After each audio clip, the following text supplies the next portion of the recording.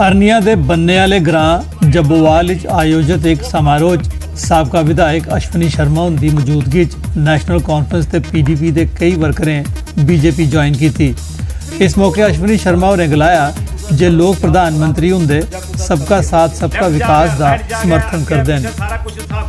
लोग एक सोच बनाई लेती है, लोग एक विचार कर लेता है कि इस इलैक्शन के जनरल इलैक्शन के एक बार फिर केंद्र के अंदर भाजपा की सरकार बनानी है और नरेंद्र भाई मोदी जी की प्रधानमंत्री बनाना है। J&K United school teachers association ने सरकार शाह मांग की है जे पिछले 6 महीने थमा बकाया उनकी तनख्वाह का तौले शा तौले भुगतान किया जा। सांबा च एसोसिएशन की हुई एक मीटिंग एसोसिएशन के प्रधान हरि सिंह होरें गलाया जे टीचर्स लिए भी 7वां पे कमीशन लागू किया जा। उन्हें आख्या जेकर उनकी बेगौरी की गई तो वो अपने प्रदर्शन होर शिद्दत आनगन। 7th पे कमीशन सारे मुलाजमें ही लागू होया, लेकिन इन्हें लोगों की अज तक उसका पूरा बेनीफिट सरकार ने नहीं दिता।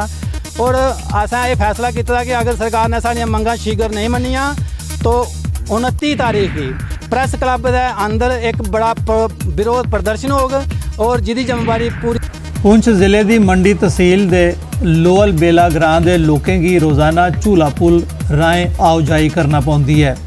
ये झूला पुल खस्ता हाल च है, इसके केबल भी त्रुटी गए हैं। पुल के किनारे उपर जंगल नहीं होने कारण हर वेले किसी हादसे का अंदेशा बनया रहा है। ग्रां की 5000 की आबादी की मांग है जो पक्का पुल बनाया जा जिस उपर गड्डियां की आओजाई भी हो सके। बंदा बां पकड़ के पार हो रहा टपाना पोए, किसी ने स्कूल की तवज्जो नहीं दी। तो एक इंसान मेरो गुआंढी हमसाय सो वो विकी रस्तो डैमेज हो नहीं ले जा सकिया। बहुत पुराना, हमें स्कूल जाना पड़ता है, 10 किलोमीटर दूर चलकर जाना पड़ता स्कूल। कभी कभी हम स्कूल नहीं जा। सुचेतगढ़ के ग्रां फ्लोरा एक महिला की अपने घर टंगोई की लाश मिलने करी महिला के रिश्तेदारें ते ग्रां वाले पुलिस आसिया कोई कार्रवाई नहीं किए जाने उपर विरोध प्रदर्शन किया। लोग मांग करा करते हैं जेकर 24 बरे की मृतक संतोष कुमारी की मौत की तफ्तीश नहीं की गई तो ORS पूरा जम्मू सड़क की जाम करगन। एग्रीकल्चर डिपार्टमेंट डोडा आसिया कोटली भद्रवाह च एक ध्याड़े का किसान मेला ते नुमाइश का आयोजन किया गया। इसका मकसद किसाने की राई बाई लिए इस्तेमाल होने वाले नवे औजार ते उन्नत बीं बूटे जड़ी बूटियां ते खुशबूदार बूटें के बारे जानकारी देना है। इस मौके बागबानी महकमा जंगलात एग्रीकल्चर ते इनके सहयोगी महकमे के स्टाल लाए गए है। चीफ एग्रीकल्चर अफसर कार्यक्रम के मुख्य परौने हैं। इस मौके उन्नत किसाने की सर्टिफिकेट भी दिते गए। मेले जिला राई बाई महकमे आसिया पुंछ नगर च एक ध्याड़े का जागरूकता कैंप ते नुमाइश का आयोजन किया गया। कैंप च राई बाई च इस्तेमाल होने वाले उपकरण ते बीज की नुमाइश की गई। इस मौके किसाने ते बागबाने अपनी सब्जियां ते फलें की भी नुमाइश की। कैंप 500 किसाने ते बागबाने हिस्सा लेता। कैंप की अध्यक्षता जिला एग्रीकल्चर अफसर इंद्रजीत सिंह होरें की। DDC पुंछ राहुल यादव और मुख्य परौने हैं। नवे उभरते प्रतिभावान कलाकारें की अपनी प्रतिभा की दसने लई मंच मुहैया कराने के मकसद कन्ने पुलिस आसिया सिविक एक्शन प्रोग्राम तहत कोटली भद्रवाह च एक सांस्कृतिक कार्यक्रम का आयोजन किया गया। कार्यक्रम का उद्घाटन SSP डोडा शबीर अहमद मलिक होरें किया।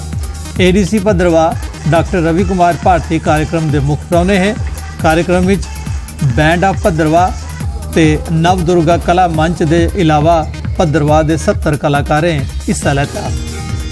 आज के हालात हैं इसमें जो यूथ की एनर्जी को जो है उसको ठीक रास्ते पे चल रहा है, इसमें क्योंकि बड़ी इंड्यूसमेंट्स हैं। आज ड्रग्स हो गया या इवन जो सपोजिव एक्टिविटीज़ हैं उसमें भी हमारा इन्वॉल्व हो गया है। उसमें ना इन्वॉल्व हो उसके लिए जो है एक पॉलिसी डिसीजन है कि हम जो है सिविक एक्शन प्रोग्राम में पब्लिक के बीच में जाएँ, उनके बीच में जाएँ, उनको अपना टैलेंट जो है वो शोकेस करने में।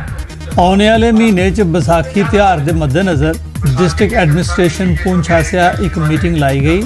मीटिंग विच बैसाखी त्यौहार के संबंध की जाने वाली तैयारियों का जायजा लिया गया।